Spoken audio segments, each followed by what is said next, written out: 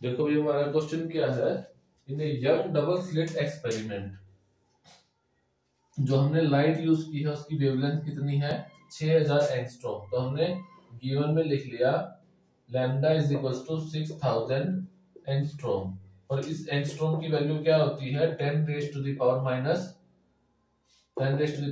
10 metre.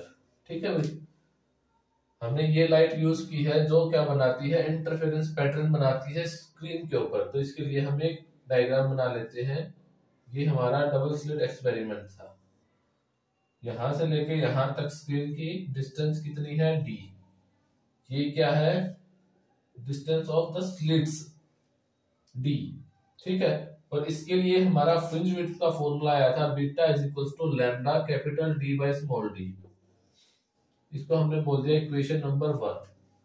ठीक है भाई, यहां से आपको क्या दिखता है beta is directly proportional to the capital distance capital D।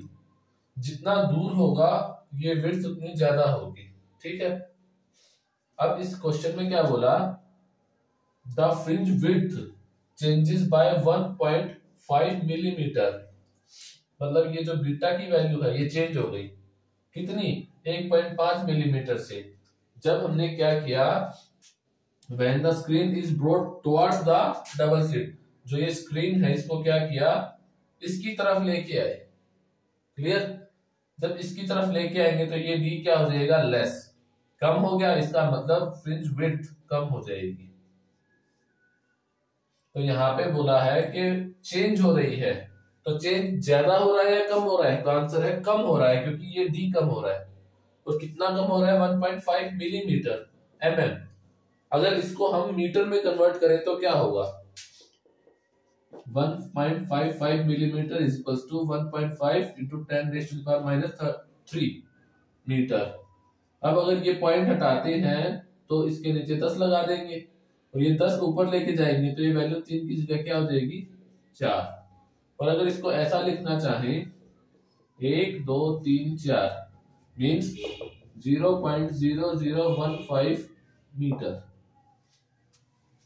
Beta इतना कम हो गया तो इसको हमने लिख दिया बीटा कितना हो गया 0.0015। ठीक है भाई, आगे क्या था लैम्डा बाय डी, क्योंकि हमने लाइट चेंज नहीं की तो लैम्डा सेम रहेगा, हमने ये भी चेंज नहीं किया तो डी भी सेम रहेगा। बट हमने क्या किया इस स्क्रीन को यहां लेके तो इस डी को चेंज कर दिया। ये डी कितना चेंज किया बाय 50 सेंटीमीटर, और 50 सेंटीमीटर को अगर मीटर में कन्वर्ट करोगे तो 50/100 0.5 मीटर आ जाएगा। तो d कितना आ गया d माइनस 0.5। यहां तक समझ में आया, इसको हमने बोल दिया इक्वेशन नंबर 2। अब हमें क्या करना है इक्वेशन 2 को 1 से डिवाइड कर दो। तो लेफ्ट साइड को लेफ्ट साइड से डिवाइड कर दिया, राइट साइड को राइट से कर दो, और यहाँ पे क्या आ जाएगा d। देखो लैम्डा बाय डी से लैम्डा बाय डी तो हो गया कैंसिल। अब इसको अलग अलग लिख दिया हमने, इस बीटा को इस बीटा के डिवाइड में भी लिख दिया, माइनस लगा के इसके डिवाइड में भी 0.0015 डिवाइड बाय बीटा। ठीक है, इसी तरह से हमने क्या किया जो हमारा ये बच गया था ये लैम्डा डी बाय डी तो कैंसिल हो गया। अब इस डी को इसके डिवाइड में लिख दिया, इस डी को इसके डिवाइड में भी लिख दिया। बीटा बाय बीटा कितना 1, डी बाय डी कितना 1। अब देखो एक में से इतना गया कितना बचेगा, एलसीएम लोगे डिवाइड करोगे। क्लियर, अब हम क्या करते हैं इस जो ये 1 है प्लस का इसको यहां ले आओ तो क्या हो जाएगा माइनस का, एक में से गया ये तो 0 बच गया। अब क्या हुआ ये माइनस ये भी माइनस, तो माइनस से माइनस कैंसिल आउट तो प्लस, हमारे पास क्या बच गया ये।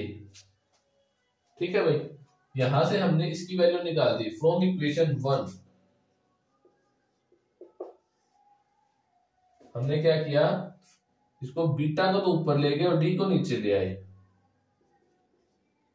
तो ये 0.0015 एज इट इज ऊपर, इस 0.5 को इस साइड ले आए तो ये नीचे आ जाएगा। बीटा को ऊपर ले गए तो बीटा बाय डी की वैल्यू कितनी आ गई ये। अब यहां से इक्वेशन 1 से देखते हैं, beta is equal to lambda D by small D. अब हमने क्या किया, इस डी को इक्वल की साइड ले आए, तो beta by D is equal to lambda by D. इसकी वैल्यू हमको पता है कितनी है, ये 0.0015 divide by 0.5 is equals to lambda की value 6000 multiply 10 raise to the power -10 divide by D. इसको रीअरेंज कर दो, डी ऊपर ले जाओ, इसको नीचे ले आओ, तो डी इज इक्वल्स टू 6000 गुना 10 की पावर -10। अब ये नीचे है तो ये ऊपर चला जाएगा 0.5, ये ऊपर है तो नीचे आ जाएगा 0015।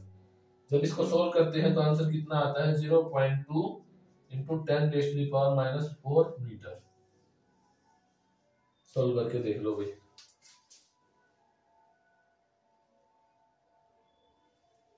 ठीक है, अब एक क्वेश्चन हमारा और क्या है, ऐसा ही हमारे पास दो कोहेरेंट सोर्सेज है, whose intensity रेशियो इज 81:1। ठीक है भाई, देखो इसको लिखता हूं, एक बार पहले क्वेश्चन लिख देता हूं फिर सोल्व करूंगा।